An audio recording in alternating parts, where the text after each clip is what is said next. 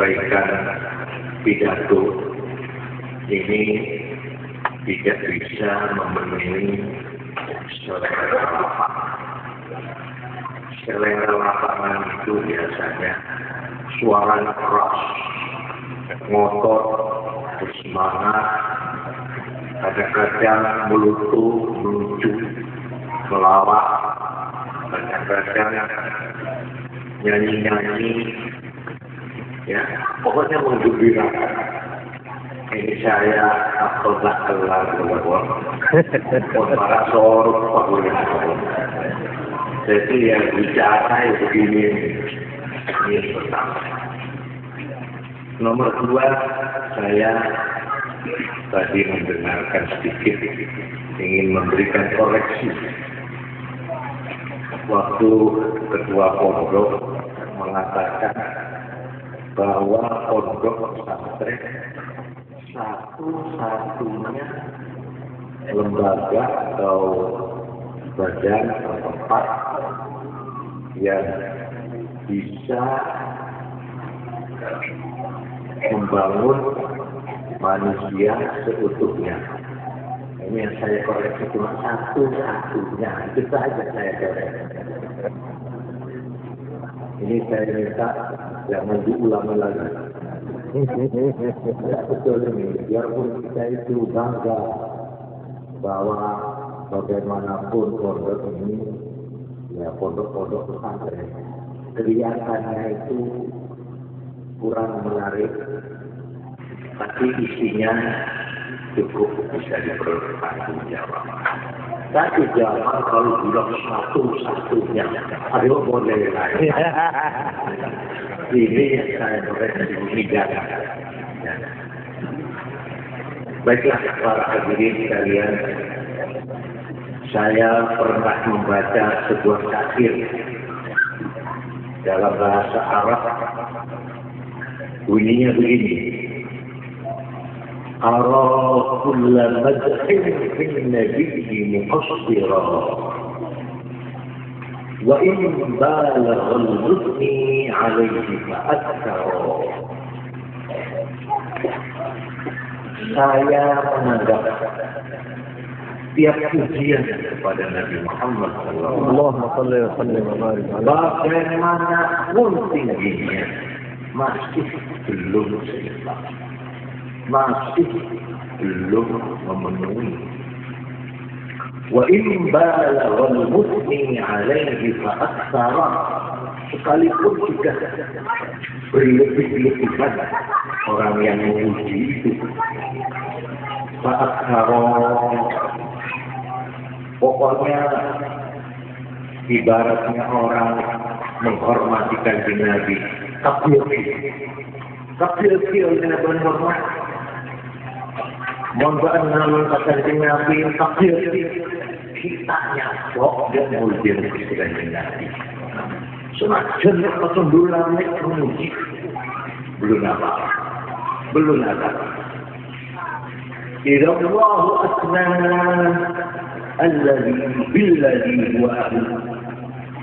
Mola pengeran TV sengaja mendek orang saya mengkhususkan di Nabi Muhammad sallallahu alaihi wasallam. Cepat-cepat menerima pujian alaihi. Sama midar ma tamdahul wara. Perkara pemuji orang ini. Karena itu orang menghormati kanjeng Nabi itu dengan cara apapun. Tidak ada yang berlebihan.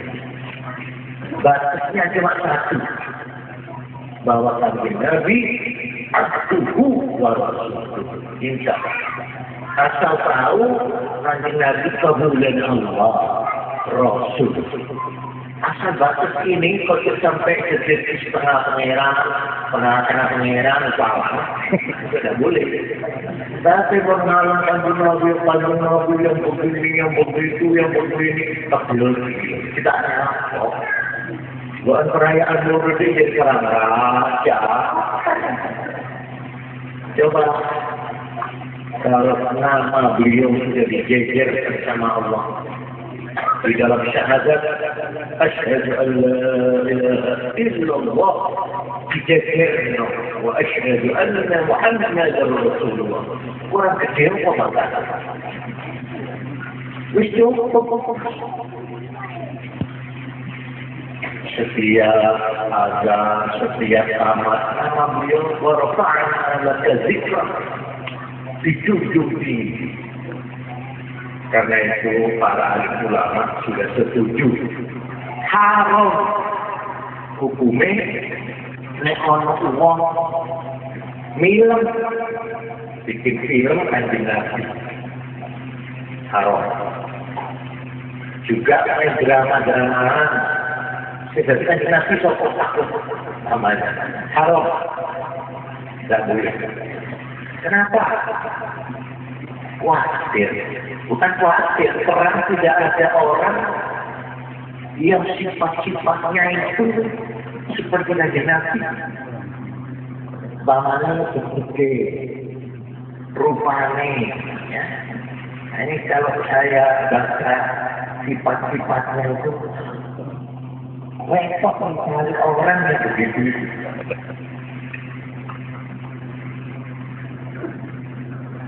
Sehingga karena dikhawatirkan tidak memenuhi atau mengurangi derajatnya, maka tidak boleh ditirukan lagi. Karena itu film-film barat yang meriwayatkan sejarah Nabi itu kalau sudah Nabi tidak kelihatan, paling kelihatan ombaknya wajahnya, rupanya. Ya, ini saya tidak bicara ada Nabi yang dimainkan seperti Yesus Kristus, Nabi Musa. Ada lagi David, Nabi Daud dimainkan, itu terserah. Tapi kalau Kanjeng Nabi kita Muhammad Sallallahu Alaihi Wasallam haram difilmkan. Tidak boleh difilmkan, didramakan, pojok pisan-pisan, masuk santri ini harus modern, judul langit, tidak boleh.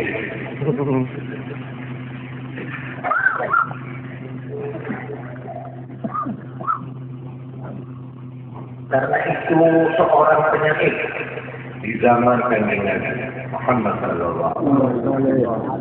Kanjeng Nabi itu kalau lewat saking tawadhu'nya, ya Allah masjid al-Qur'an. Aku juga kuat. Saking tawadhu'nya. Tapi ada yang pekor. Seorang penyakit namanya Hasan bin Sabit radhiyallahu anhu. Dia tetap begini menghormat kalau Kanjeng Nabi lewat. Qiyamul aziz alayya fardun wa tarkul fardi ma huwa mustaqim. Aziktu liman lahu aqlun wa fahrun yara hadzal jamala wa la yaqum. Saya berdiri kepada orang yang agung ini. Buat saya adalah kewajiban. Meninggalkan kewajiban itu jelas tidak dibenarkan. Ini salah. Hasan bin Sabit. Saya malah heran bagi orang yang punya akal, yang punya nalar, yang punya pikiran. Ya Allah dan Jabal melihat puncak keindahan ini, walaupun padahal dia tidak mengerti. Heran. Kalau ada orang tidak menghormatkan Nabi bergigit, pembiru tak mau beliau. Ya roh dan jangan walaupun. Itu kan Nabi dengar. Dia beliau sambil lewat, ini penyakit ini sambil badan. Coba make-make Jadi artinya apa? Kalau niatnya itu karena hubban billah wa hubban li rasulih. Kalau karena cinta kepada Nabi, silakan.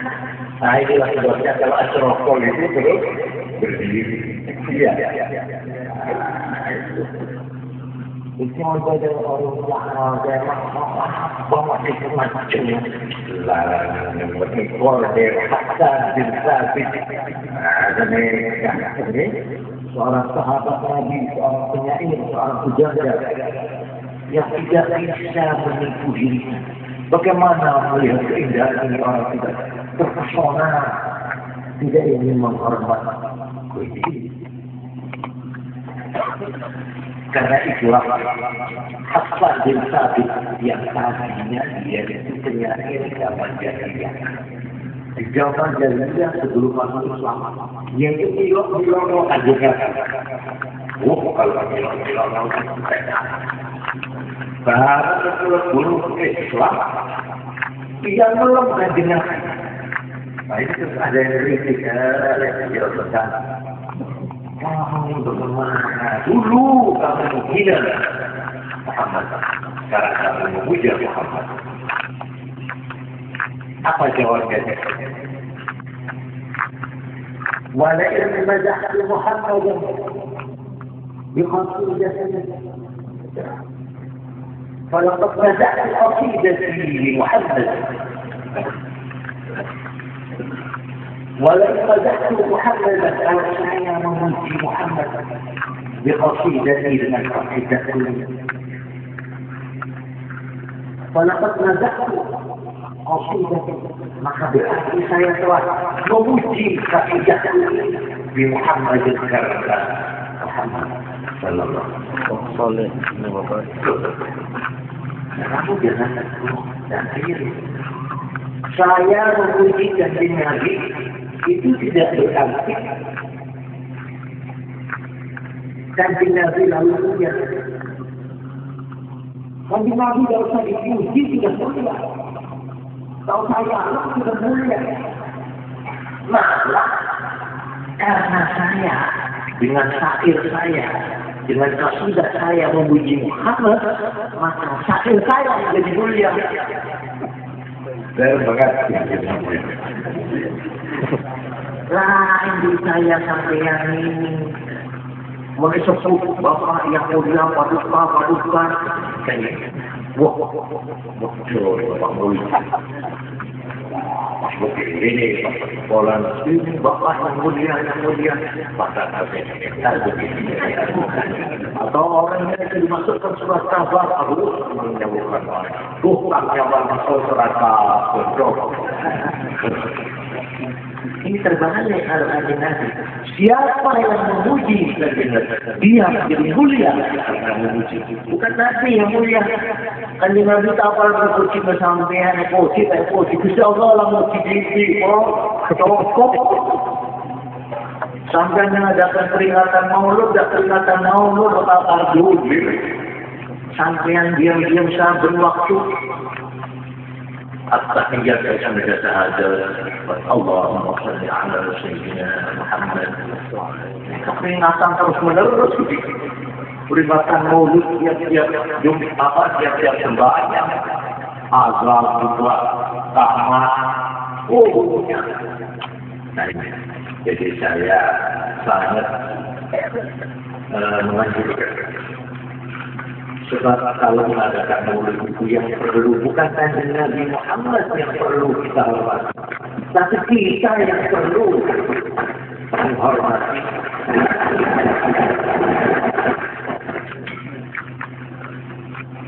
Para hadirin, di dalam membaca riwayat Kanjeng Nabi ada riwayat yang saya ceritakan.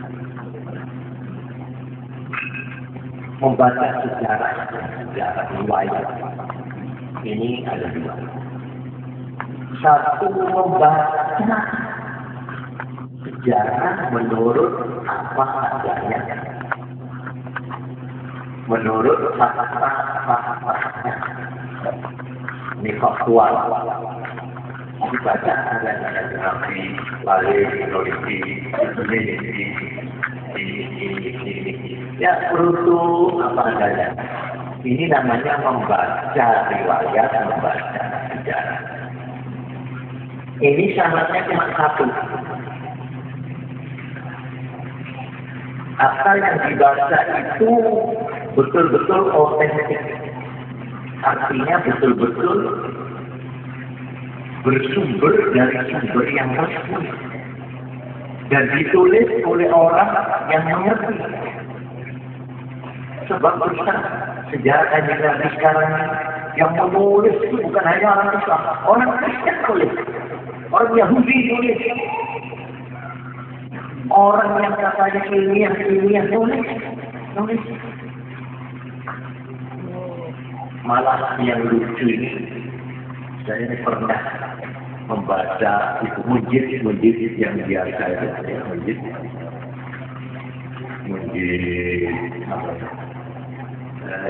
apa itu? Yang tebel itu, namanya seorang Katolik. Saya itu baca di situ ada Abdullah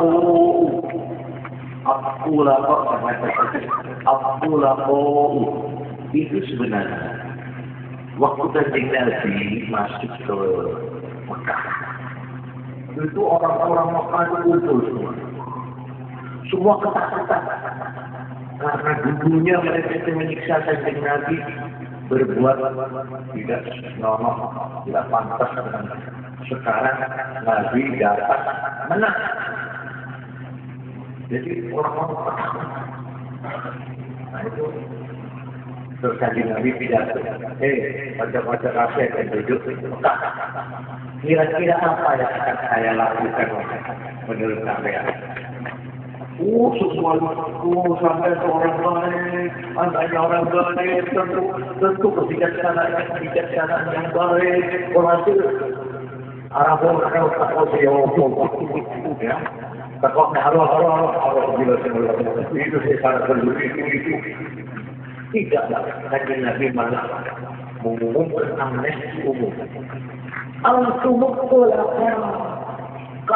semua bebas dari tuntutan.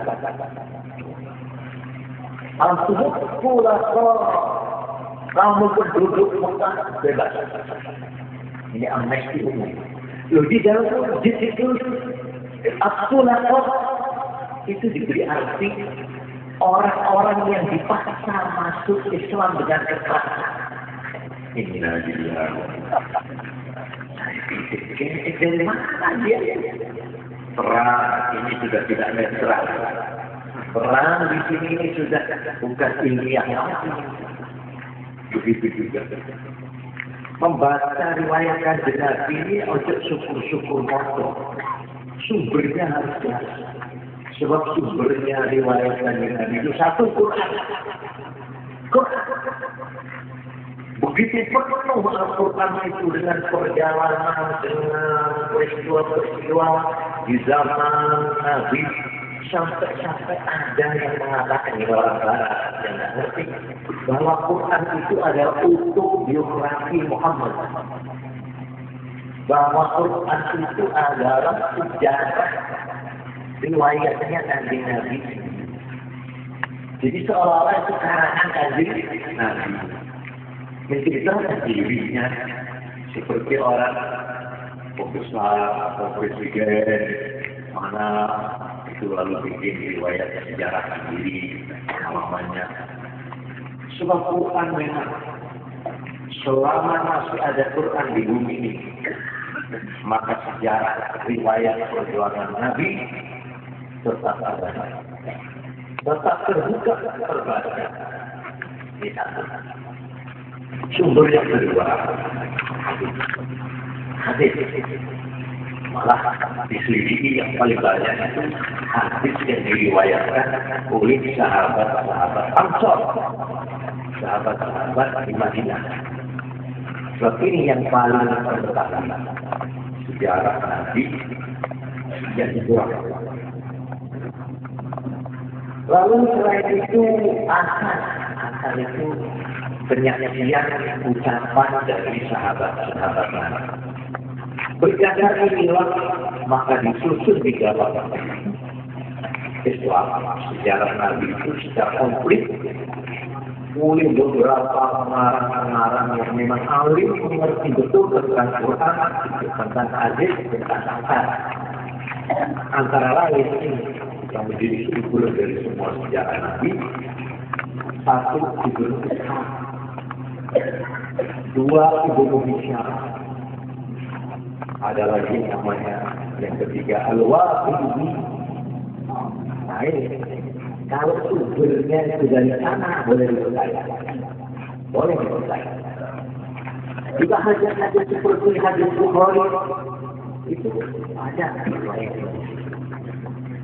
dicantumkan satu bab al-maghazi wa siyar. Ada. Jadi untuk mengetahui sejarah Nabi yang apa itu otentik, yang sah, yang resmi, yang sembarangan, untuk ngerti. Karena itu, kenapa? Karena terus terang sejarah itu bisa tidak bersifat fakta apa adanya al-waqa'i' al-bayyinah, bukan fakta tapi opini, pendapat yang sah, pendapat yang boleh. Nah ini sebetulnya membaca sejarah itu harus sumbernya. Ini terutama santri-santri, ya, terutama mereka yang cuma membaca bahasa Indonesia. Asli itu pengambilannya dari mana ini? Gak usah khawatir memakai buku-buku bahasa, pakai buku-buku sumber-sumber yang tidak otentik menurut kita. Itu satu. Nomor dua, membaca sejarah. Yang kedua, yaitu membaca dalam arti memahami sejarah. Memahami. Jadi dengan kata-kata proses. Bagaimana pemahaman kita mengenai kanjeng Nabi, perjalanannya begini. Lalu kita bagaimana? Kesimpulannya, nah ini untuk mengambil kesimpulan dari kita sendiri yang baca atau yang mendengarkan. Ini namanya opini, pendapat. Ini lain. Jadi sejarahnya ada dua. Sejarah dalam arti fakta, sejarah dalam arti opini. Ini dibedakan. Harus umpamanya banyak orang barat menulis tentang kehidupan rumah tangga nantinya. Bagaimana istrinya Nabi itu begitu banyak. Orang itu digambarkan kanjeng Nabi itu sahabat Nabi. Coba, maksud itu orang tidak ngerti. Kok ide? Oke, Islam biasa mana? Bagaimana bisa terus? Soal sampai ini. Tak kejongan. Ini saja tidak ini. Tapi kalau betul itu orang yang sudah pernah mulai zaman Quraisy, mulai zaman musuh-musuh di zaman hidupnya saja. Nabi meski ini dijadikan alat pemukul untuk menyerang kanjeng Nabi, tapi tidak pernah. Karena Nabi itu bukan orang yang kawin karena sahabatnya besar. Tapi dan juga beliau itu bukan orang yang mubar bawa nafsu. Kawin yang kanjeng Nabi, tingkat kawin itu ada motivasinya, ada sebab, ada tujuannya, ada sasarannya, ada hikmahnya. Salah satu bukti saja untuk menghilangkan tuduhan lain. Jadi kanjeng Nabi itu senang ngomong, doyan ngomong. Umur ini penting umur sekali. Lah kok kelima jauh spesial. Tinggal lebih dan suaminya tiga kali. Mati, cerai apa? Umur 40. Sayang, apa kurang rahmat itu? Malah bukti yang kedua, kanjeng Nabi itu pernah sudah kuat. Orang Quraisy, orang pembesar pemerintah, tambah dilarang, pengikutnya tambah kita Fitnah orang ingin tahu ya apa sih rupanya wong sipit fitnah. Muhammad sekalipun adanya itu jelek. Yang namanya Muhammad itu oleh Allah. Mana ingin tahu? Sekarang tahu udah cocok kalau omongan ngomong di pasar. Juga kalau Muhammad itu tukang sihir, tukang tenung, tukang ibu. Ya kok gak nenek, maksud saja. Mana banyak orang karena mendengar nama Kanjeng Nabi itu dijelek-jelekkan, akhirnya ingin ketemu, akhirnya masuk Islam. Kalau begitu orang kafir itu berjasa menjelek-jelekkan Kanjeng Nabi. Jadi pada waktu itu akhirnya dikirim utusan dari orang-orang besar. Misalnya Nabi Muhammad, ini saya meniru. Kalau memang kamu ini apa sih tujuanmu bikin heboh, bikin gula orang itu tapi mana ada benar sebab apa Rasul dia. Maka Rasul kembali ambil semua pengusaha semangat siap untuk mengumpulkan dana. Pokoknya sampai akan kita beri bagian sampai kita menjadi orang yang di antara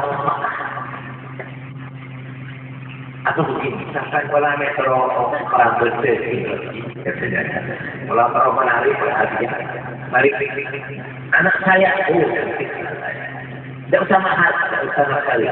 Orang waktu zaman jahiliyah, orang Maskawi itu larang sampai banyak perawan tua, Joko karena tak kuat mengajar Maskawi. Iya, sekarang kamu kalau Muhammad ingin anak saya tadi ada 3, boleh pilih atau bisa juga ya boleh. Tanpa Maskawi. Gratis. Apa kamu ingin jadi penguasa? Ingin orang yang dieluk-elukan? Ingin jadi pemuka? Ingin jadi kepala pemerintahan? Ingin menjadi kepala negara? Kami sedia. Kami menerima. Seluruh kaum Quraisy mengalah dan menerima kamu sebagai raja kami. Ini sudah ditawarkan pagi-pagi itu. Tapi kemudian Nabi Muhammad Sallallahu Alaihi Wasallam yang dapat misi bukan membangun kekuasaan, bukan membangun kekayaan, bukan membangun karir semata-mata, tapi karena tugas Nabi menjawab, terima kasih. Yang sangat tawarkan saya terima kasih. Tapi kalau itu menjadi harga dari misi saya suruh berhenti karena itu. Buat saya tidak ada alternatif. Misi saya harus jalan terus. Dakwah ini atau saya nanti. Membela dan berdoa. Jangan ikut ini. Dan saya kadang kalau jadi kepala daerah, atau kepala negara, atau di kota, apa jadi kepala kepala. Benar itu tujuan. Kalau pas jadi kepala pas aku, ya benar keturunan akan diganti. Misi. Jadi itulah caranya orang. Sebab ini memahami sejarah Kanjeng Nabi ini tidak gampang mengambil kesimpulan. Oh, begini. Nanti itu membutuhkan bahan-bahannya. Dia harus membaca seluruh riwayat Kanjeng Nabi sebelum menjadi utusan mulai lahir sampai meninggal. Dia harus ditelusuri semua, dibaca semua secara menyeluruh, jangan dipotong-potong. Sejarah Nabi tidak boleh diperjelas. Di Mekah tok, itu jadi cerita nolong. Ditingkat Kanjeng Nabi itu bilang ahad, ada. Ini mau sampai Mekah menolak atau melulu. Tapi kalau obat teruskan kalau bahasa itu campur tengah. Bahasa secara keseluruhan. Situasi yang dihadapi Nabi bagaimana? Konteksnya bagaimana? Latar belakang bagaimana? Ini harus dipahami. Ilmu Kanjeng Nabi itu bagaimana kehidupan masyarakat jahiliyah, bagaimana ini dan sebagainya. Karena itu, kalau orang ingin menceritakan maulud, menceritakan sejarah Nabi dan sebagainya, ini harus diteliti betul-betul. Ya itu kegiatan oleh matrosa yang disoni, begitu selesai disoni terus disusoni sampai Halimah Sa'diyah 4 tahun hidup di desa. Balita di bawah 5 tahun itu dididik di tengah-tengah desa yang segar. Susu dari ibu yang segar makanannya. Wah ini dari sekarang ya, wah balita itu berkatanya memiliki ilmu kesehatan. Orang Jawa dari Indonesia ini alkohol. Umur saya tidak tambah itu tukang bangsa kapiun main berapa kali di kampung desa alkohol. Ada unsur dulu juara nasional menjadi lokal, saya hilang dari peredaran. Tukang tinju begitu alkohol. Kenapa? Itu menurut penelitian ilmiah yang kita pakai, itu kesalahannya cuma pada waktu umur 1 tahun, 2 tahun, 3 tahun, 4 tahun, 5 tahun. Nah, umur ini dibiarkan tidak diopeni. Kalau orang punya sehat, ya mulai dibalikan di bawah 5 tahun harus betul-betul gizinya, kesehatannya, semuanya itu penting. Nah, sekarang orang Jepang itu paling emok kalau anaknya masih ulur 5 tahun. Sampai kalau makan itu cukup. Anak satu itu cuma setengah saja. Iya, nasi seboleh. Nah kalau ini kan seboleh. Nah, itu kemudian seboleh dong. Jadi yang mengandung bibit lo ini kalau dilihat dari sini, Kanjeng Nabi Muhammad Sallallahu Alaihi Wasallam kecilnya adalah bayi 4 tahun di bawah Halimah Sa'diyah, hidup di pegunungan yang segar, di desa Kaus, dan mendapat susu dari orang yang sehat. Memang berlatih dengan baik. Malahan beliau juga hidupnya waktu kecil awam berdus.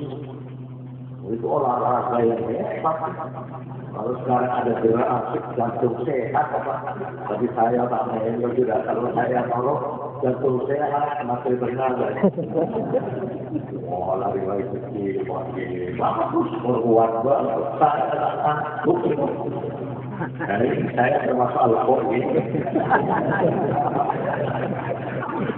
Jadi pertama orang kalau ingin meriwayatkan sejarah Nabi dan memahami mempunyai persepsi yang benar, itu satu harus mengenal kepribadian Nabi secara teliti. Harus penting. Nah, ini saya ada kitab praktis. Saya baru dapat, ini sebenarnya sudah 3 tahun 1401 gitu. Jadi sudah sekarang 6, jadi 5 tahun. Tarikhul Hawadith wal Ahwal An-Nabawiyah. Ta'lif Muhammad bin Alawi Al-Maliki Al-Hasan. Ringkas banget. Ini diambil dari sumber yang objektif, yang bisa dipertanggungjawabkan dan gampang bacanya itu sistematis. Ini namanya siapa masanya? Oh, sampai ke Nabi Ibrahim alaihissalam. Jadi kalau lihat persyaratan pantas jalan Nabi itu pemimpin Islam. Yang keturunannya Nabi lah, keturunannya baik dan sebagainya. Saya ingat surat Al-Balad. La uqsimu bihadzal baladi wa anta hillun bihadzal waladi wa walidin wa ma walad. Laqad khalaqnal insana fi kabad. Itu namanya suratul Balad. Ini kalau bahasa sekarang, suratul Balad, surat lingkungan. Di situ sumpah.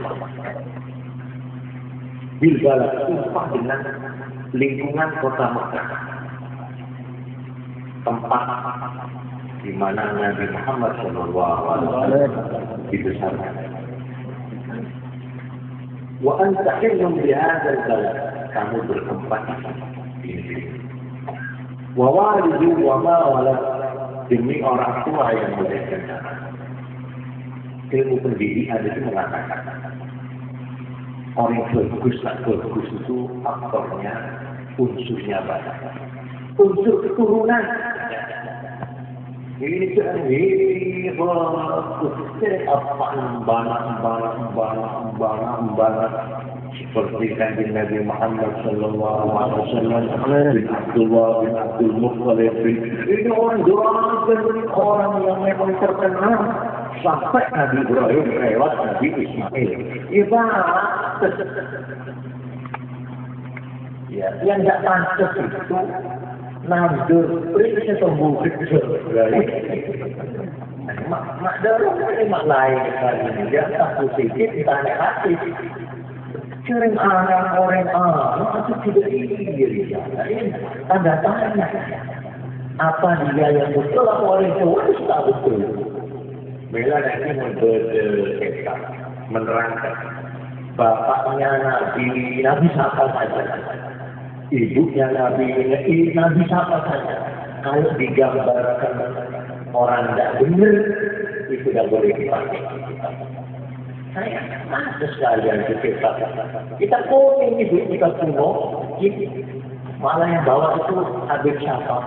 Ini Pak Yai, bagaimana ini jangan boleh dibaca di pondok-pondok. Ada dongengnya, ada orang pelacur, senok. Itu akhirnya dia tobat. Karena diterima, akhirnya dia punya anak jadi nabi semua. Ya. Dan benar. Mana ada nabi anak pelacur? Tidak benar. Karena itu, kan Nabi kita itu, ayahnya Abdullah, masuk muda dan meninggal. Ibu Aminah itu dipersoalkan. Apakah mereka itu Islam atau tidak? Ada dua pendapat. Ada yang mengatakan takrah, masa belum ada Nabi, jadi mereka bebas. Tuhan tidak akan menyiksa yang belum ada itu sah. Takrah nama takrah. Terus ada lagi cerita bahwa ini Islam sesudah meninggal hidup lagi, yang begitu. Tapi kalau kita telusuri riwayatnya beliau yang ngomong. Jadi faktor pertama keturunan. Dua yang besar sekali pengaruhnya adalah lingkungan. Di mana orang hidup? Masih anak kiai, kalau dia hidup di gereja, hidup di bawah asuhan pendeta, ya jadi Kristen. Masa anak dia Kristen, pun juga di Bali ini kan di sini, ya seperti ya, atau separuh ya. Lain mengkoceng, sebab kapal kita koceng, nyong berubah. Kalau orang tak bisa berubah karena lingkungan, itu yang mana? Koceng. Apalagi Islam tetap tak bau Islam. Apalagi ini tak bau sama sekali. Tak betul. Oh, jadi paper koceng. Oh, koceng era, oh, paper disebut kemakan, disebut apa? Tapi buat manusia biasa, lingkungan itu luar biasa. Nah, di sini Kanjeng Nabi Muhammad Sallallahu Alaihi Wasallam di dalam lingkungan jahiliyah, beliau ini sudah diberi perbentengan rohani yang luar biasa, di mana di dalam riwayatnya diceritakan beliau pada waktu masih kecilnya sudah dioperasi. Operasinya Kanjeng Nabi itu oleh malaikat ketak alis. Ini yang resmi. Pertama, waktu masih di Halimah, masih di desa, di dekat Halimah, di Susoni, kira-kira umur 4 tahunan. Itu yang pertama. Jadi umur 4 tahun, ini halus sahih. Jadi umur 4 tahun Kanjeng Nabi dikejar virus ini, supaya mempunyai ketahanan mental terhadap pengaruh lingkungan. Ini satu. Yang kedua, pada waktu beliau umur 10 tahun. Jadi umur 10 tahun, ini sudah mendekati pubernya anak. Umur 10 ini paling anak. Malah dia anak jadi anak, umur 10 tahun, itu ya jadi, apa aja. Iya kan? Tapi umur 10 tahun, tidak suruh pokok. Asal pokok, nah, karena ini umur yang bahaya ini. Kalau hati-hati. Justru umur 10, Kanjeng Nabi dioperasi. Yang ketiga,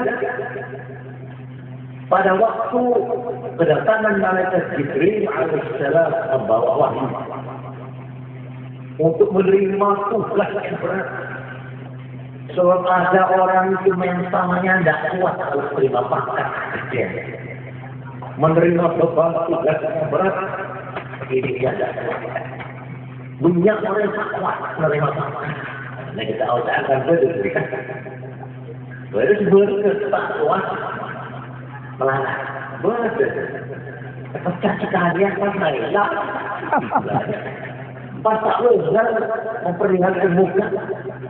Kalau orang lain misalnya kuat, Pak Ambo, Pak Ogo, ya ampun, itu jadi manusia. Manusia separuh manusia tak benar ketemu ke bilang begini, pas sekarang begini. Lain itu.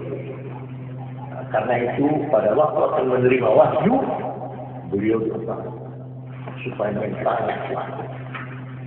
Ini yang ketiga. Yang keempat, Lailatul Isra. Nah itu pada waktu Isra Mi'raj. Sebab ini perjalanan tak terunut, mau keluar angkasa. Ini takut tidak latihannya kuat, ya. Wah, bisa tak berdiri. Jadi ini merupakan perbentengan mental. Sampai Kanjeng Nabi itu selama di Mekah tidak kena pengaruh tak ada pengaruh. Kebiasaan jelek itu koper barang itu tarik perut, tarik telanjang, jawabannya itu. Malahan ada yang hebat.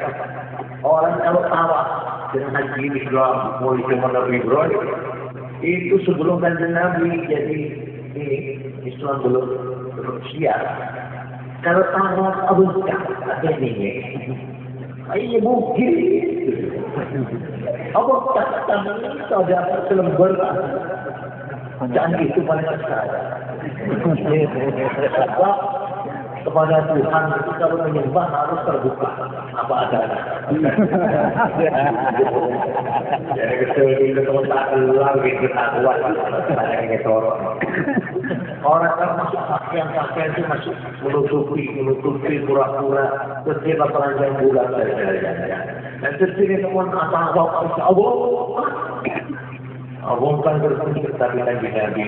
Kalau ada yang sekalian Kanjeng Nabi itu yang jelas perayaan kemantan. Kalau kemantan itu resem porno itu Kanjeng Nabi begitu duduk pas keton ini mas tengah sambil paling sini Pecel kene pun buyar. Ini caranya Gusti Allah mulai dari kita kami. Sekolah yang benar ini tentu dididik oleh siapa? Di lokal karya di bahasa itu. Jawabnya Kanjeng Nabi, "Adzabani Rabbi fa ahsana ta'dib." Allah sendiri yang mendidik langsung. Mau sekolah langsung dari atas yang mendidik langsung ke Pangeran Rabbul Alamin. Ya, kontaan ya, tidak diragukan lagi. Ya, orang cerdas. Dia mempunyai sifat-sifat kebijaksanaan. Walhasil orang yang mau menceritakan sejarah Nabi harus mengerti kepribadian Nabi secara teliti, secara jelimet, harus baca wala kitab wala itu seperti kitab apa al-Ma'arajul Laduniyah Bizarqani itu banyak sekarang ini yang bagus-bagus lengkap, komplit. Itu saya anjurkan tiap santri harus. Jadi sebelum kamu pidato publik menceritakan tentang kehidupan Nabi, wajib harus mengenal betul-betul kepribadian beliau secara tepat. Nomor dua, dia harus mengetahui ajaran-ajaran yang dibawakan. Apa ajaran-ajaran seutuhnya. Jangan sepotong-sepotong.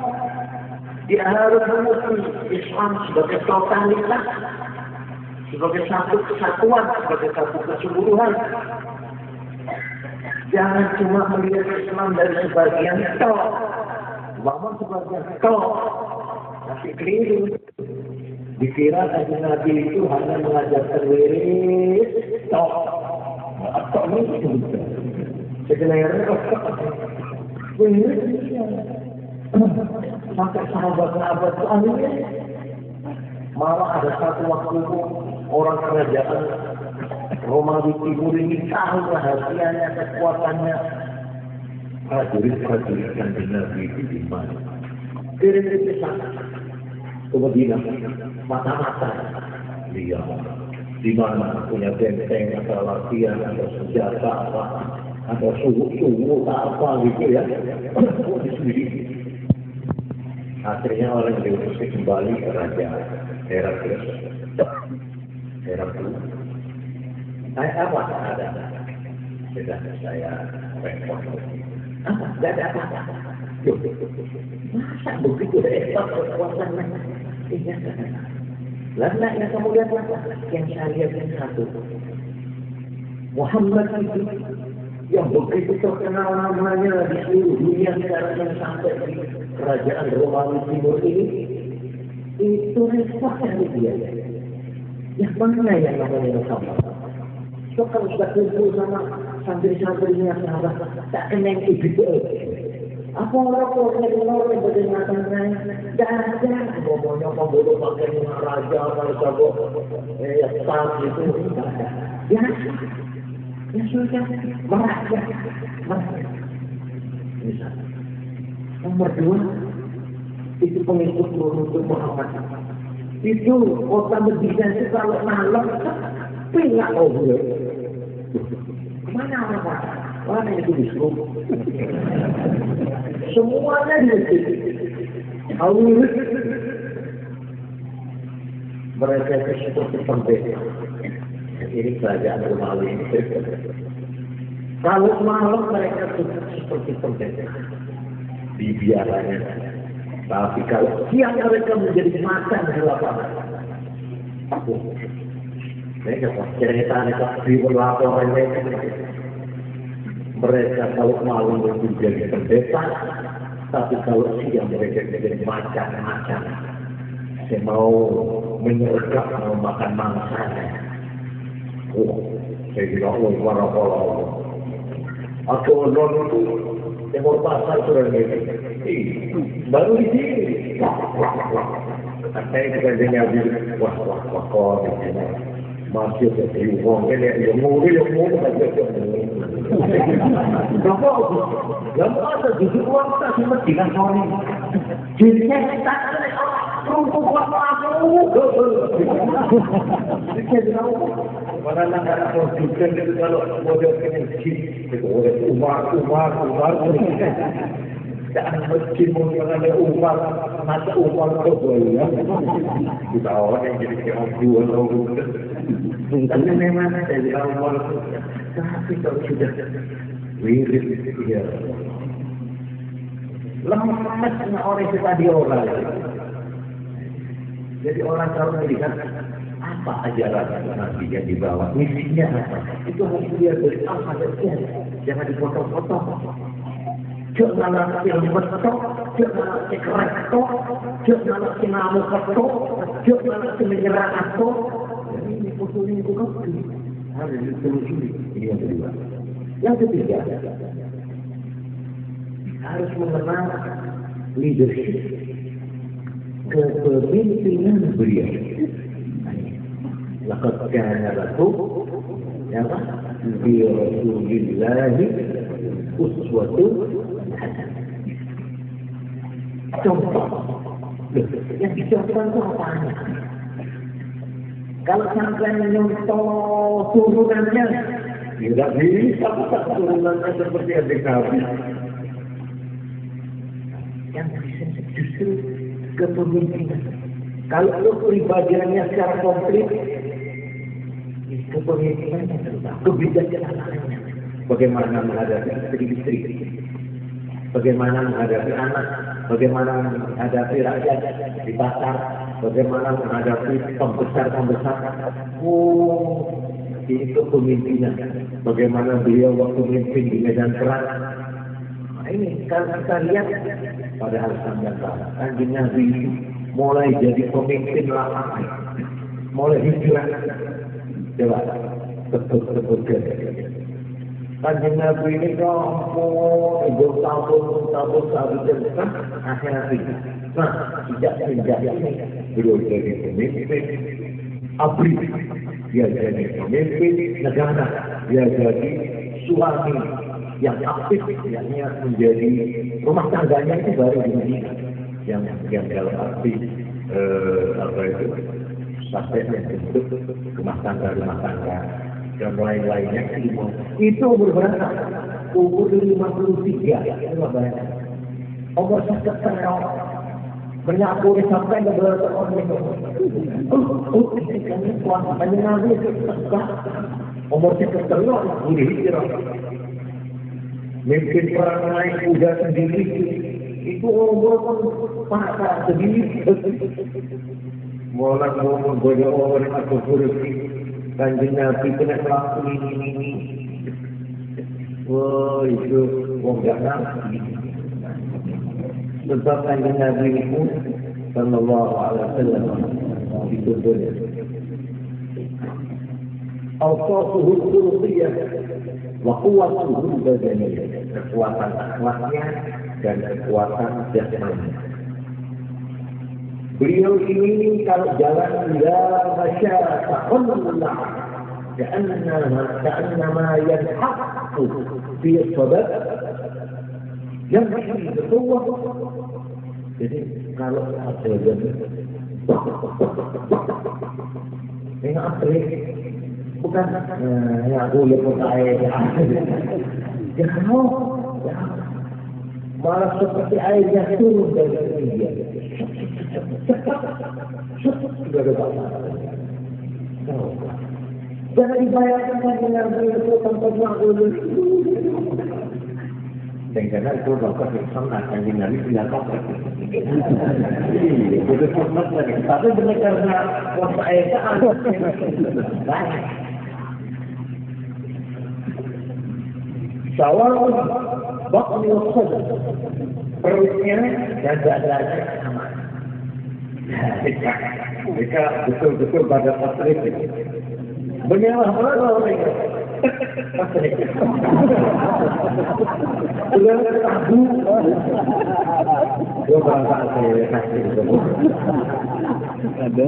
Jadi dadanya kanjeng Nabi sama perutnya ini sama rata. Ini sebagai contoh.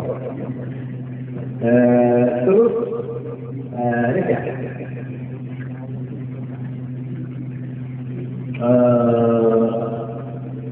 Ba'indum ma baina al-manqidain. Jadi sini pokok bisa mereka bukan masalah. Jadi kanjeng Nabi itu bukan seperti bunga kuncup itu, ini yang jauh berbeda. Jadi kalau ukuran jasanya hebat. Lahu sya'run ila mankibaini wa fi waqtin ila syahmatil udunaini wa fi waqtin ila nisfi udunaini. Beliau itu rambutnya. Ingat tapi ada pesan terus sekarang langsungnya sampai ke jadi rambutnya dinasnya sampai ya ayat kontrol sampai ya.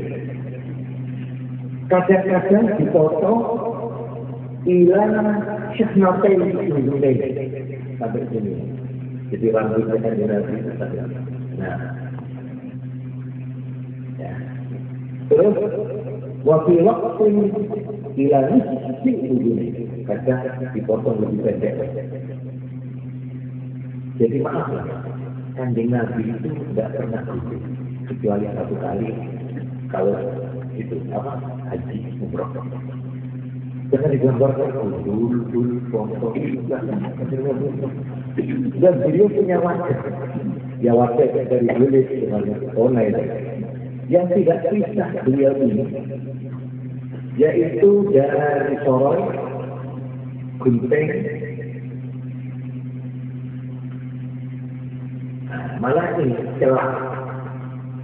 Wakana yusjidu sya'al ra'si thumma farraqa. Oh, gunting Nabi itu ini dipiak pas gitu. Jadi Pak semua semeter bisa. Apa yang istilahnya anak muda itu? Ribu. Wah, ribu. Wah, itu kalau kanjeng Nabi itu tidak berhenti, tidak polos. Jadi setengah beribritnya ada banyak. Dan ini mesti bisa diterapkan. Setiap. Wakana yurajjiluhu selalu disoroi. Kemana-mana kanjeng Nabi bawa tisu, bawa soroi. Meskipun berkiai itu dia tidak berani. Itu menirukan berkasih. Iya. Wah, sekarang dia tahu. Nabi cepat. Jenggotnya itu cepat. Nah itu selalu dia. Sorry. Tak semrawut, tak jebot. Mulai anak makan, buka rompah, mulai aku itu kan emo. Kalau mereka mau itu tidak sama sebenarnya. Rambut ini sembahyang ketutupan rambut, tak sama itu. Terus apa yang akan saya lakukan itu lanjut, bawa video kan. Tinggal aku itu kepingin ini. Akhirnya punya sahabat. Dan beliau satu malam mesti serangan. Artinya memelihara kesehatan mata. Ini sebagai apa itu contoh. Bagaimana? Malah ini di sini saya baca ada seorang ini secara fisik ada Nabi. Rokah Ibnu Abdi Yazid Rokah ini boleh kita ingat-ingat. Rokah ini pegulat sini tukang okol itu paling nomor satu sama ada saya kuat melakukan kabil namanya Rokah Ibnu Abdi Yazid. Satu waktu ketemu kanjeng Nabi dulu ada di lereng bukit di dekat فقال له رسول الله صلى الله عليه وسلم يا ركان ألا تتق الله وتقبل ما تدعوه إليه ويقول بعد Allah Pangeran menerima saya ajaran. Jawabnya Rokanah, kalau memang saya yakin apa yang kamu ajarkan, yang kamu anjurkan itu benar, saya yakin. Inni law a'lam anna alladhi taqulu haqq la attabi'uhu. Baca lebih saja. Umpama saya bisa okor aku kekuatan dan saya bisa mengguling kamu yakin bahwa saya benar? Iya, kalau memang Anda bisa mengalahkan saya baru bisa percaya. أفرأيت إن صرحتك أتعلم أن ما أقول. Jadi omongan saya, nasihat saya, ajaran saya, ulangan saya itu benar. Saya mau buktikan, saya akan mengalahkan kamu. Kalau Rasul Muhammad bisa mengalahkan saya percaya dengan omongan betul. Mari kita, kalau tidak, mereka saja. Baik. فقام إليه ركان يسارع في أخر وهو قد دوري ولو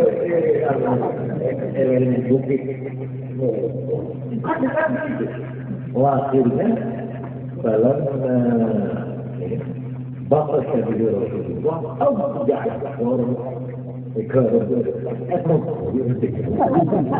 يا الله semangat itu pertama semangat itu bukan bisa mengalahkan saya. Tidak percaya. Tidak ada paksa. Saya pernah ngomong-ngomong dengan beberapa sarjana kelompok supaya Islam berusaha di Indonesia ini untuk berbuat berusaha. Apakah saudara berkuasa? Ya, kita harus jadi pemerintah. Kita harus memegang kekuasaan politik. Kita harus saya tanya. Menurut sampean, Islam tersiar di Indonesia ini lewat mana? Lewat apa? Yang menyebut-nyebut Demak, Bintoro. Saya menjawab, menurut saya tidak demikian. Sebab jauh sebelum Demak terbentuk, Islam telah tersebar di Indonesia. Lewat siapa? Lewat dai, juru dakwah yang keluyuran, surya, ahli syiah, ahli berkelana, ahli mengembara, sana kemari sana sampai sekarang. Buktinya di gunung-gunung, di gumuk-gumuk, di rowo-rowo, di hutan-hutan banyak kuburan-kuburan yang disebut kuburan keramat. Itu sebenarnya adalah kuburan dari juru dakwah al-awwalun yang dulu yang kemana-mana akhirnya tinggal di tempat itu dan di tempat itu. Kubur persyaraan kemana-mana, bahang, macam-macam namanya. Jadi para hadirin, Islam berdakwah mulai zaman sebelum ada Demak, sebelum ada kerajaan Islam. Islam seperti di Aceh tadi itu lewat perorangan sehingga masyarakat, semua masyarakat ini sudah memeluk Islam, maka dipilihlah seorang kepala negara kepala daerah yang beragama. Jadi itu merupakan hasil, merupakan seperti Kanjeng Nabi Muhammad sallallahu alaihi selama 13 tahun beliau berdakwah, dan yang diinginkan, yang dijadikan sasaran bukan mendirikan kekuasaan. Ayat pertama yang diturunkan oleh Allah adalah ayat yang berbunyi apa? Baca. Ini pertama. Jangan pertama. Ikrar, bacalah. Bukan fakir, bodohlah, beranilah, atau taifir, kuasailah.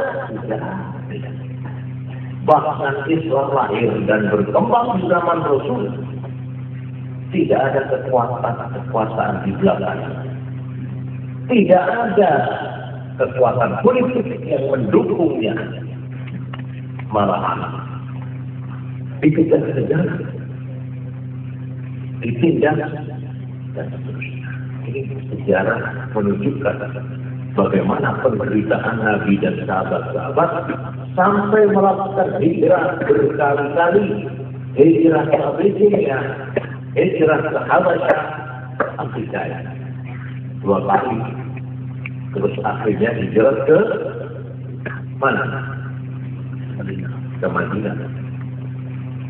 Itu bukti bahwa Islam tidak diberi tempat dan kesempatan di Mekah, sehingga terpaksa mencari medan atau tempat perjuangan yang baru, yaitu di kota Madinah. Karena itu saya perhatikan di dalam keterangan di muka Majelis Ulama Indonesia Pusat, itu saya minta keterangan saya ini supaya diuji, diselidiki, diteliti benar bahwa Islam datang jauh sebelum bangsa ini lahir, bahwa Islam ikut memproses kebudayaan Indonesia, bahwa Islam ikut memproses lahirnya bangsa ini, bangsa Indonesia. Akhirnya dituruti, diterima oleh sidang, dibentuklah panitia ad hoc. Panitia ad hoc khusus menangani masalah ini, yaitu mengenai sejarah masuknya Islam ke Indonesia dan bagaimana Islam ikut menjadi bidan, menjadi ibu yang melahirkan kebudayaan Indonesia, ikut melahirkan nasionalisme Indonesia, kebangsaan Indonesia. Islam ikut mewarnainya di samping agama dan kekuatan yang lain. Akhirnya dibentuk, dan ini sekarang sudah saatnya hampir tinggal 1 bulan. Panitia itu terdiri dari ahli sejarah, doktor sejarah yang bekerja 1 tahun, ya tahun ini 1987. Diharapkan Desember depan ini selesai. Kalau sudah selesai, disusun buku sejarah Indonesia yang baru. Nah, ini nanti kita uji. Kalau itu sudah diperdebatkan dalam tingkatan yang terakhir, kita beritahu pada pemerintah, ini pemerintah sejarah yang diajarkan di SMP, SD itu keliru itu. Ini benar. Nah, jadi kita itu jangan cuma mau meltok, tapi tunjukkan buktinya, hasilnya. Keliru, si bener kamu. Ada dong kali. Ojo ngeritik kita ae. Oh ini belum. Ojo ngilok natok. Ini salah, ini apa brengsek. Keliru. Yang benar bagaimana? Iya, saya juga tidak tahu. Wah, banyak dong sudah. Kita itu amar ma'ruf nahi mungkar itu ya harus tidak oleh, nanti oleh sesuatu ini itu ngono. Nah, seperti ini yang ramai, podcast dilarang, tak boleh. Tak perlu, jangan. Olahraga tidak ada podcast. Ini pentean, di pojok. Artinya apa? Kita kalau jangan podcast, kalau apa? Ini seperti ini, gitu loh. Untuk podcast tak oleh, jadi tidak sembuh. Wah, ini namanya bisa kritik, bisa nyalah wong karena tidak konsekuen. Kita manusia jangan mengulangi lagi cerita lama. Sekali kita tampil ke medan harus berani bertanggung jawab. Ini keliru banyak. Ini bertentangan dengan nilai-nilai agama. Ini bertentangan dengan nilai-nilai moral. Ini bertentangan dengan nilai-nilai kepribadian bangsa. Yang tidak bertentangan bagaimana Pak? Nah, kalau ditanya begitu, kita sudah siap. Nah, inilah yang sekarang ini kita mudah-mudahan lakukan sebaiknya. Jadi ini sudah setahun terjadi. Amin. Menulis dengan menunjukkan masadir atau referensi atau rujukan dari mana saja keterangan ini bahwa Islam datang ke Indonesia ini adalah dengan damai. Kalau ada keterangan, kalau ada sejarah yang mengatakan bahwa Islam datang ke Indonesia dengan menghancurkan, dengan merusak apa yang ada selama. Umpamanya kerajaan Majapahit yang sudah berakar berurat kuat mapan di Indonesia hancur karena orang Islam. Yang menghancurkan Majapahit adalah anak-anak santrinya Sunan Wali Songo. Wah, ini gimana? Ini adalah cara untuk memalsu sejarah, untuk memutar balik sejarah, untuk menanam permusuhan antara Islam dan Hindu, antara Islam dan Buddha, antara umat Islam dengan umat Indonesia. Bahwa Islam ini bukan termasuk nama. Al-Islam laisa minna, wal muslimun laisa minna, bukan. Di sini Indonesia, di sana Islam. Ini mau dipisah, mau dipecah, terutama oleh kejadian Belanda. Ini sampai sekarang kadang-kadang kita menyesal, masih ada yang punya pikiran begitu di kalangan kita. Antara belangkon dengan terbang itu mutanya silbol yang bertentangan satu sama lain, tidak bisa dipertemukan. Kemudian mungkin ya terkadang hubungan ke belangkon. Ini soal pahamnya. Ada lagi yang mengatakan kelenengan dan terbangan dianggap barang yang bertentangan, bermusuhan. Ini kan jangkaan ya, masuk kelenengan. Akhir musyrik bila balara benar.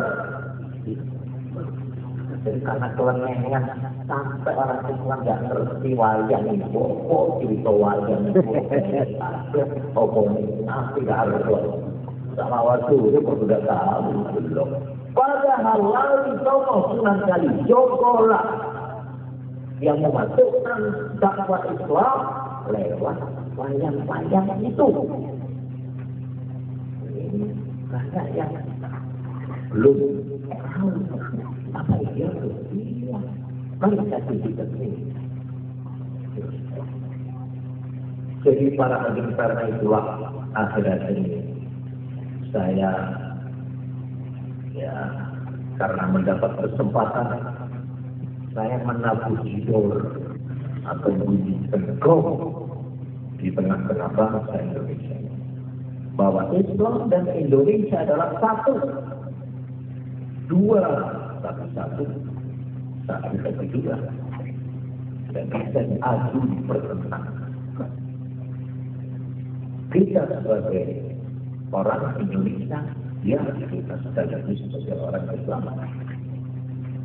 Jangan seolah-olah antara Islam dan Indonesia itu ada jurang, ada jarak, ada pagar. Tidak benar. Dalam menentang penjajah, dalam merebut kemerdekaan, putra-putra Islam, umat Islam langsung ikut turun di medan laga, darah berjatuhan, syuhada bergelimpangan. Itu adalah untuk Indonesia. Bagaimana kita dikatakan Islam di sana, Indonesia di sini, kalau yang ikut memproklamirkan Indonesia ini pada tahun 45 termasuk adalah umat Islam, pemimpin Islam, ulama-ulama Islam. Bagaimana tuan-tuan mengatakan bahwa kami umat Islam ini anti Pancasila? Tidak benar. Lebih itu ya kita ini. Malah katanya Pak Menteri Agama yang dulu, Pak Alam Syah, Ratu Peradilan Negara, beliau mengatakan, laulah andai kata umat Islam tidak mau mengalah, tidak mau berkorban, negara ini tidak bakal lahir sampai hari kiamat.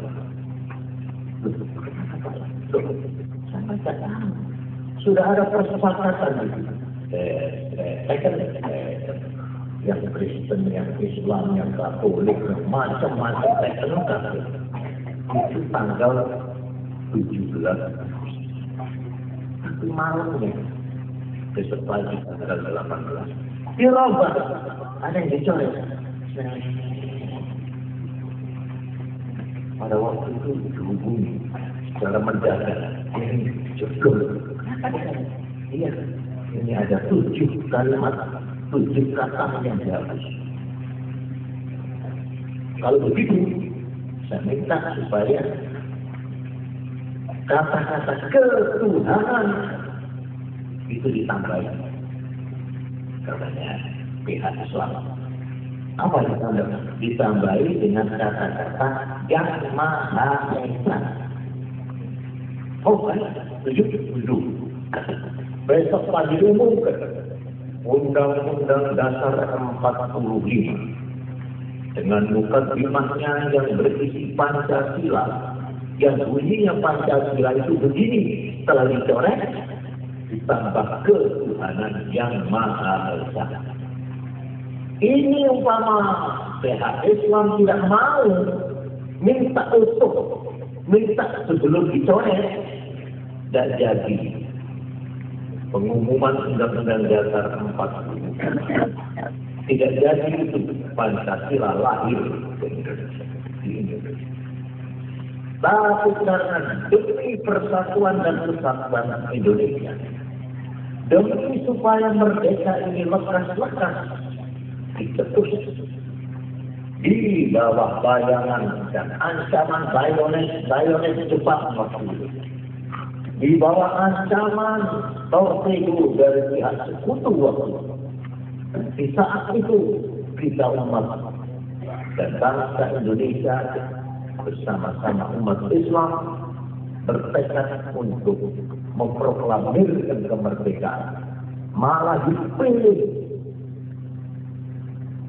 harinya coro kiai dipilih di Jumat. Tanggal Ramadan bulan puasa. Pokoknya coro sekarang itu lahirlah proklamasi ini selamat itu malam Jumat. tahun yang berjadi dapat itu berbeda. Dan waktu itu meledaklah revolusi.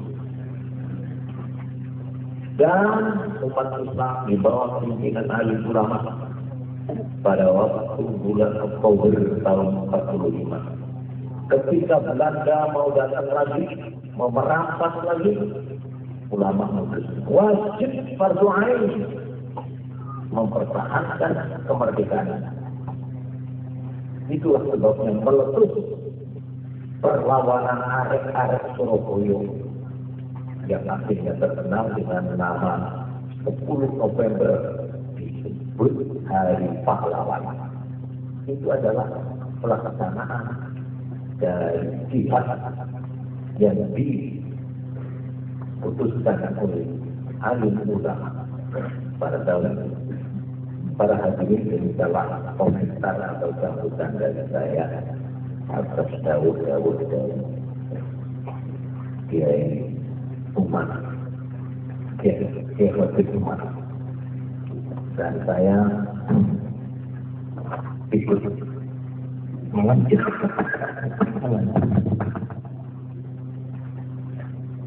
bahwa di dalam memperingati Maulud saya setuju dengan cara campuran yang pakai marhaban, yang pakai cara kuno, cara tradisional, cara memuji, maka karena katanya seorang ahli syair, ara kulla madahin fil nabi wa in balagha al-mud'i 'alayhi fa akthara. Saya anggap kalau ada orang yang memuji Nabi itu tidak memadai, itu tidak cukup. Alam kanjeng Nabi setinggi langit belum memadai, tidak cukup.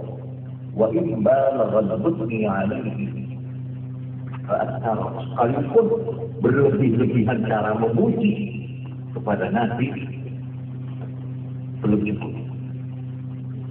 Idza Allahu asna billadhi huwa ahlu alayhi fama miqdaru ma tabda'u wara. Bagaimana kalau Allah sendiri yang memujikan Nabi begitu tinggi, lalu apa harganya pujian kita manusia? Tuhan sendiri yang memuji, memberi kedudukan dan pujian kepada Nabi begitu tinggi, sampai namanya disejajarkan.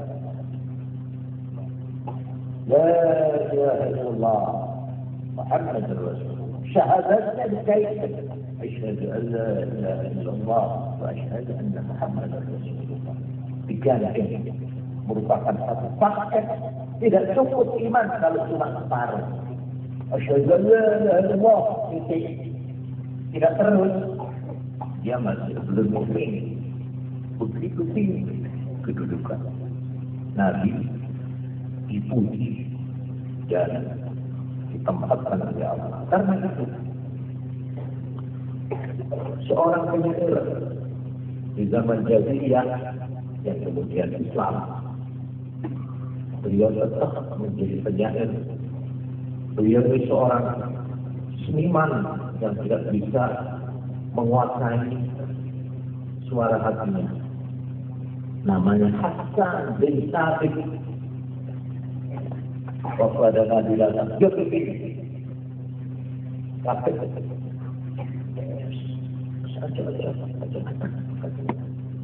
Nabi itu orang yang tawadhu, orang yang merendah hati. Saya ini jangan diperlakukan sebagai raja-rajanya orang Persia. Itu kalau udah mau dihormat, apa katanya Hasan bin Thabit? Qiyami lil aziz alayya fardun wa tarkul fardi ma huwa mustahil. Berdiriku kepada orang yang mulia buat saya adalah satu kewajiban. Meninggalkan kewajiban ma huwa mustahil, itu tidak benar. Ajibtu liman lahu aqlun wa fahmun Yara hadzal jamala wa la yakun. Saya heran. Orang yang punya akal yang waras, punya paham yang wajar, melihat keindahan Nabi ini, keagungan Nabi ini, bagaimana dia tidak akan berdiri. Kalau ada Fahadul Qiyam berdiri. Tidak sama, noro. Ini Hasan bin Thabit di halaman tidak. Saya harus berdiri melihat ke keindahan besar, keagungan yang memukau. Bagaimana orang berakal kok tidak mau berdiri menghormat engkau? Dan Nabi Muhammad sallallahu alaihi wasallam pada waktu putrinya Fatimah Az-Zahra dapat berdiri Nabi. Oh, sahabat, selamat datang anakku, untuk menunjukkan cinta kasih. Bagaimana orang-orang kita akan berdiri menghormat Nabi, mencintai Rasulullah sallallahu alaihi wasallam. Karena itu kalau kita berdiri, bahaya Nabi lahir. Asyrafah itu Wahalul Jabri apa itu? Terus saja Wahalul Jabri alaika apa Asyrafah Jabri alaika? Itu. Jadi Hasan bin Thabit waktu dikritik oleh orang-orang teman-temannya, Hasan juga orang marah. Bila sebelum Islam nyalek dengan Nabi dengan syair-syair mencela Nabi, tapi sekarang kamu memuji-muji Nabi dengan syair apa-apaan ini? Memang di ahli syair yang hebat, Hasan bin Thabit. Lalu dia jawab, walakin madahtu Muhammadan bi qasidati falaqad madahtu qasidati bi Muhammad. Kalau saya telah memuji Muhammad sallallahu alaihi wasallam bi qasidati dengan qasidahku, maka saya sebenarnya falaqad madahtu qasidati bi Muhammad. Sebenarnya saya memuji kasidahku, syairku dengan dan karena Nabi Muhammad. Artinya saya sebenarnya bukan memujikan Nabi Muhammad dengan kasidahku, karena Nabi Muhammad biar tidak dipuji sudah mulia. Tapi saya sebenarnya memuji qasidahku, syairku dengan menyebutkan Muhammad. Artinya syairku ini menjadi mulia karena memuji Nabi. Bukan Nabi Muhammad mulia karena syairku, bukan terbaik. Nah itu. Ini memang satu kata yang memang benar. Nabi Muhammad sallallahu alaihi wasallam kita hormati atau tidak kita hormati, tetap terhormat. Seluruh dunia ini boleh nyepelekkan kanjeng Nabi, boleh tidak memuji Nabi, tapi Allah sendiri yang memuji di dalam Al-Quran. Innaka la'ala khuluqin 'azim.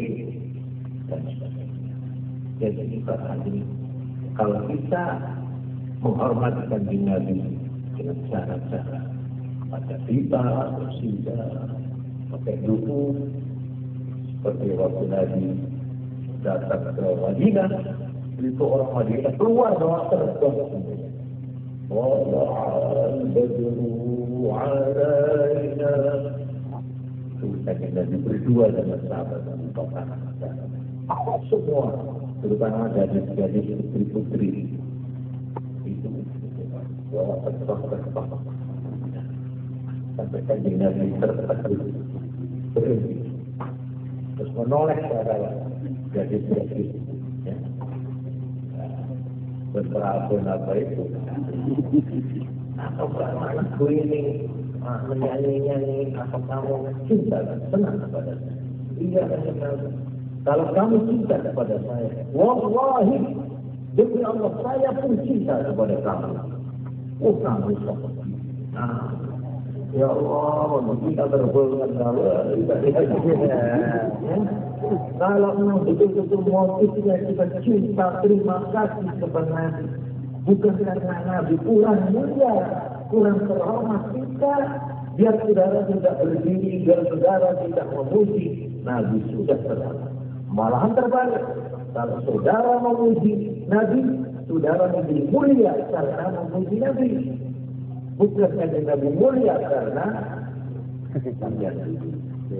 itulah kita para umat Islam, terutama santri-santri boleh. Malahan ini saya sampai terharu di Brunei Darussalam, negeri yang paling kaya itu Masya Allah, berjanji sudah memasyarakat, sudah membudaya di sana sampai rajanya itu Bolivia. Kalau keluar negeri tetap disambut dengan berjanji. Ibu berjanji di sana beneran di sana di Brunei itu disebut Nurul Iman namanya istana. Tiap malam Jumat berjanji di sana. Yang lucu ini berjamaah Pak Munawir Ghazali waktu datang ke sana dihormat oleh menterinya sana negeri yang namanya Wal Ugama. Ya, mana ugama? Itu kalau mau makan malam, ini ada siang, ada anak-anak, apa secara internasional, waktu itu orang dari sana, tetap masih harong masih harong, dan tidak sampai ke kebatu pada sana itu. Menteri Agama teruskan ini tentang ketika Rasul itu tanpa kedutaan besar di sana. Kalau melihat yang ke pasar, maka persandaran bersama perjalanan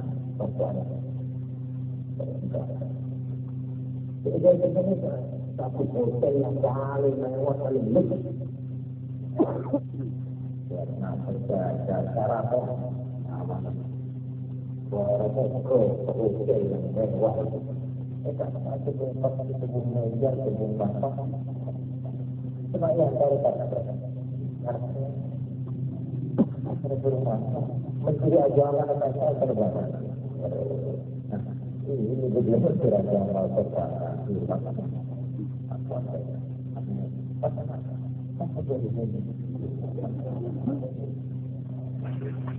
Masya Allah, betul-betul sudah memudahkan. Jadi agar Sunnatul Rasul ini mudah-mudahan berkembang dengan cara yang damai. Amin. Bukan saja lapisan bawah, lapisan atas pun akan menerima dengan hati dan tangan terbuka. Dan saja masyarakat dengan doa bersama dan الله يسلم عليه. أعوذ بالله من الشيطان الرجيم. بسم الله الرحمن الرحيم. الحمد لله رب العالمين الرحمن الرحيم مالك يوم الدين. إياك نعبد وإياك نستعين اهدنا الصراط المستقيم صراط الأنعمت الضالين.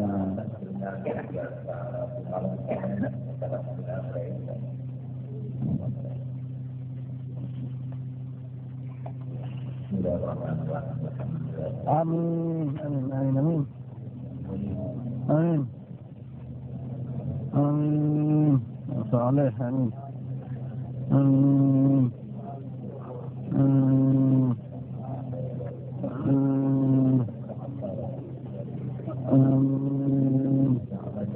آمين آمين آمين آمين آمين آمين آمين